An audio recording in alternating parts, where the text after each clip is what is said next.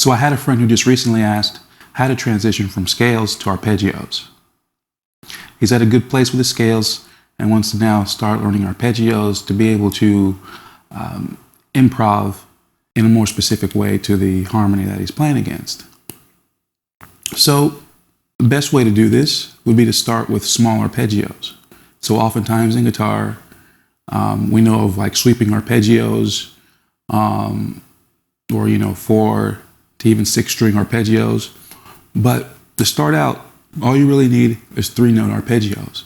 So today we'll go over 3-note arpeggios.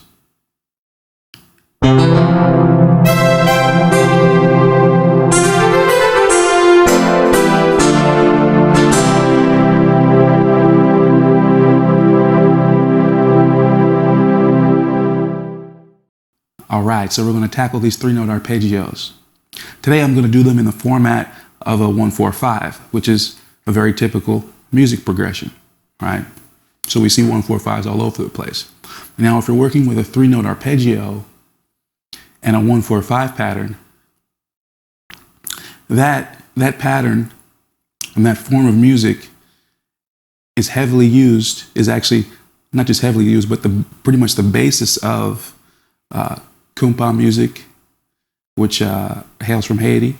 This is where my family's from. So Haitian music is very well based on a 1-4-5 pattern with 3-note arpeggios. So is South African jazz or Marabi, right? Sukos music, the 1-4-5 pattern with the with 3-note arpeggios.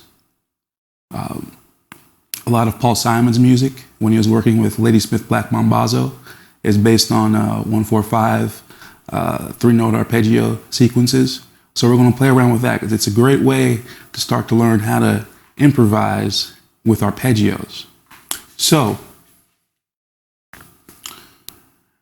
we're going to do a 1-4-5 in G. So I'm going to write this up on the board real quick and then we'll get to playing. So 1-4-5 in G. So we have a G chord. Here's our first chord. C chord is the second. And then D chord is going to be our third chord. So I'll write out the notes for each chord as well. So we have 1, 4, 5, and then we're going to do the intervals. So a 3-note arpeggio. An arpeggio is based off of 3 notes. That would be the 1, the 3, and the 5 of each chord. So the 1 is going to be G. What's the 3? The third of G would be B. The 5th of G would be D.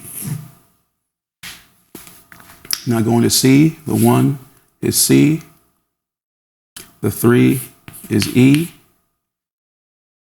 And the 5th is G.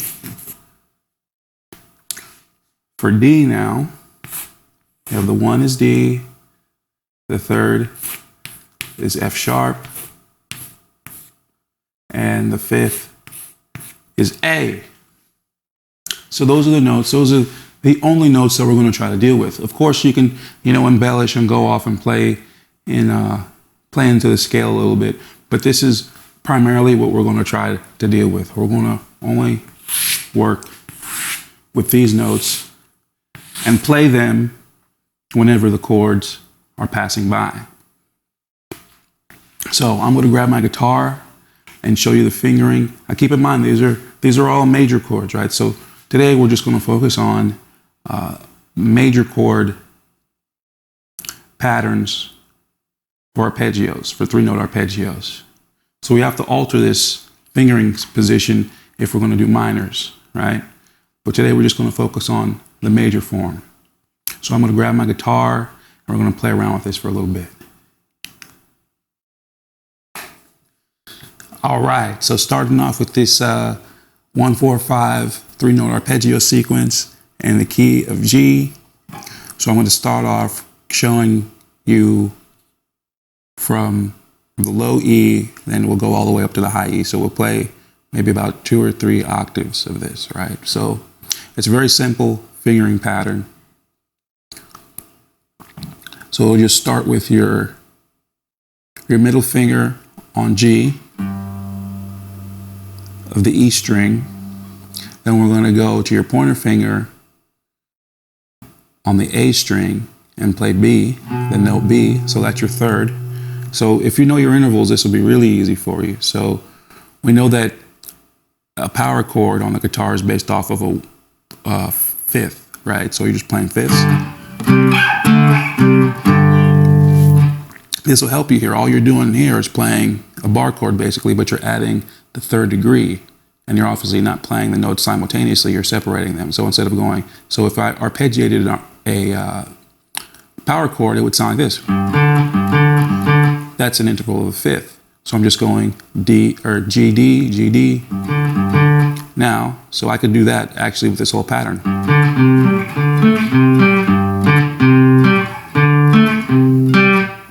Right, but we're going to add the third here.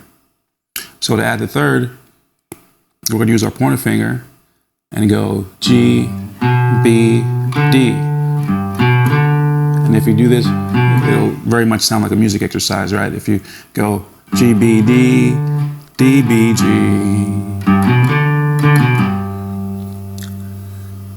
So again, that's our middle finger on G, pointer finger on B, and pinky finger on D.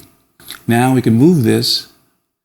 This same pattern applies for the next set of strings. So we're playing this on E and A, but if we move down to A and D, we can play that same pattern, right? So if we just move down one string, that puts us a fourth away, which we're playing on 1, 4, 5. So the C happens to be right underneath the G, right? So we play that same fingering pattern. So here we're playing C on the A string. We're playing E on the D string, and then G on the D string. All right, now we just have to slide up to get to the fifth. We have to play D. So we're going to move that pattern up and play D. So we're going to play D on the A string, F sharp on the D string, and then A on the D string. And that gives us the D major arpeggio. So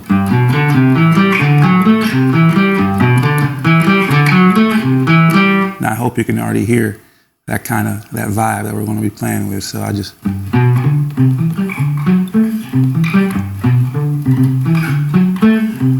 yeah, that's that sound. So going from there, we'll play it in the next octave. So you can do this. You can also use an F fingering that a lot of guitarists use for strumming. You can move that up and make a G right here from the D to the G to the B string. So I'm playing G on the D string.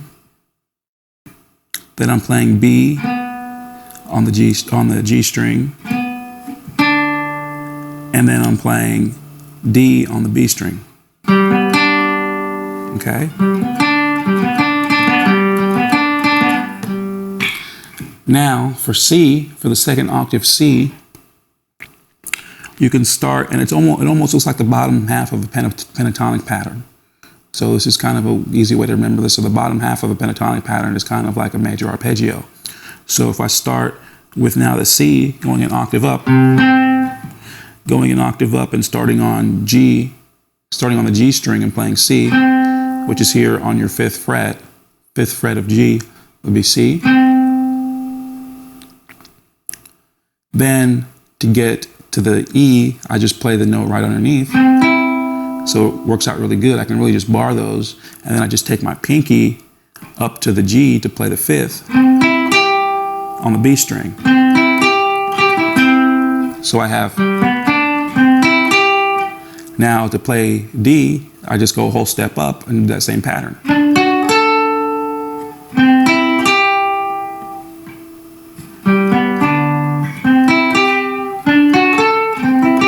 So for the first octave, the lower octave, it takes your middle finger, pointer finger, then your pinky finger. For the next octave, you can do your ring finger, middle finger, pointer finger. And then for the C and the D, for the 4 and the 5, you can use your pointer finger bar. You can bar the first 2 notes with your pointer finger. Just use your pinky on the 5th. So it sounds like this.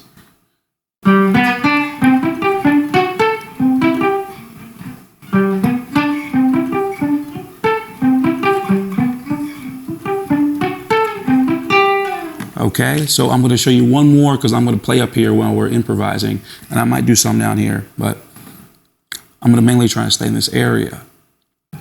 So I'll show you the next G sequence, the next octave. So the 3rd octave for G, it would be. Well, you can actually use this one as well. So I forgot to mention, instead of using this one that's kind of like a chord, you can use this one as well. So if I were just to play the G across the fretboard, it would go.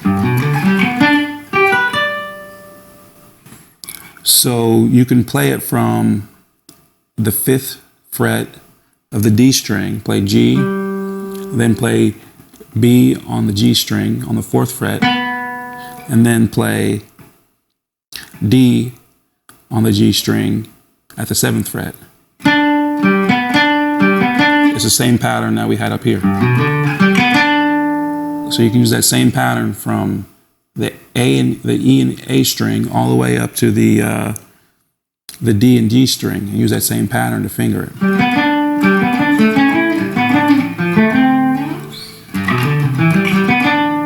So we can use that as well. So we can go.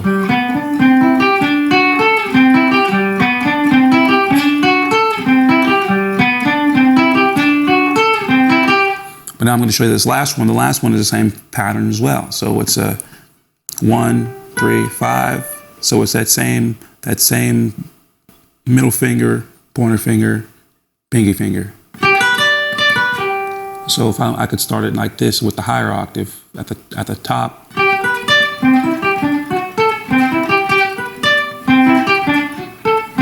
Lower octave.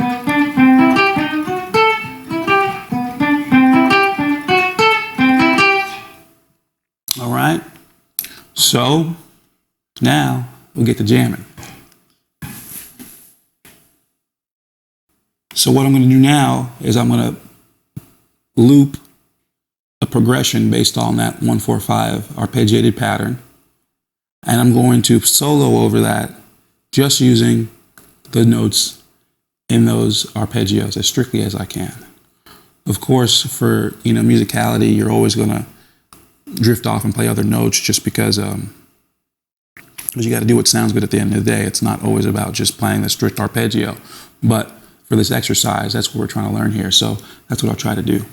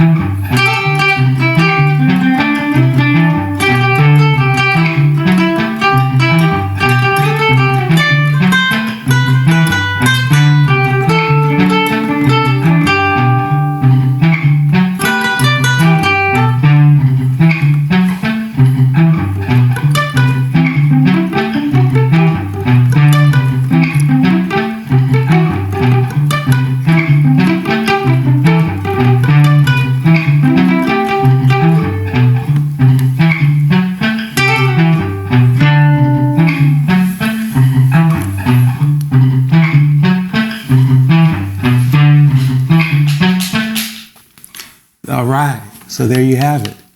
That's how you jam out to a 1-4-5 using a 3-note arpeggio pattern. I hope you enjoyed. Thanks for watching.